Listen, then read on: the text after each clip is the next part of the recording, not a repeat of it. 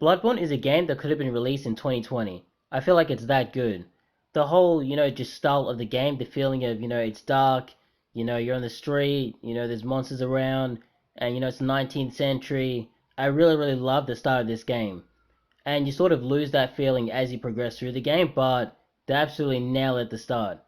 I can kind of see why a lot of people drop this game early on because it does require you to invest a lot of time into it because the mechanics are so specific that you really have to practice dodging, hitting characters, using your items that you have, using the gun.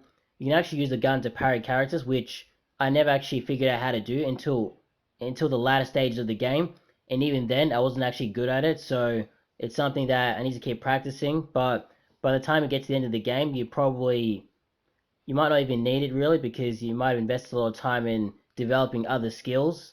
Um, but yeah, the weird thing about this game is that the DLC bosses are way better than the the normal bosses in the game, which doesn't really make sense to me because I would have thought that the main game would be a lot better than the DLC, but for some reason that isn't the case.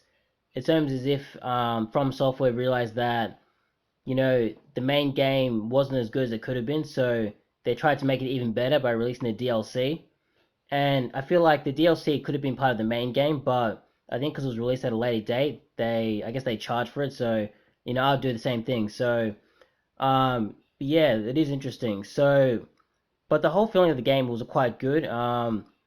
It's different to Dark Souls, like in the mechanics. Like I guess it's similar, but it does feel a little bit different to Dark Souls. The bosses feel like they have a lot more health, and actually I think they do.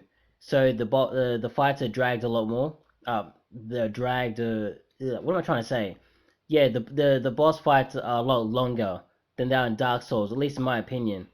Even though like the fights are pretty much the same, basically you have to dodge a lot. You've got to time your hits. You've got to do all these sorts of things to make sure you actually win.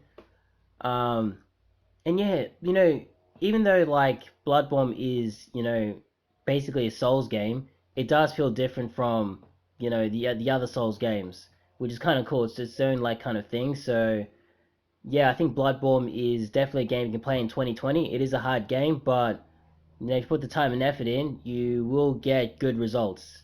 I can always guarantee that. And that's about it.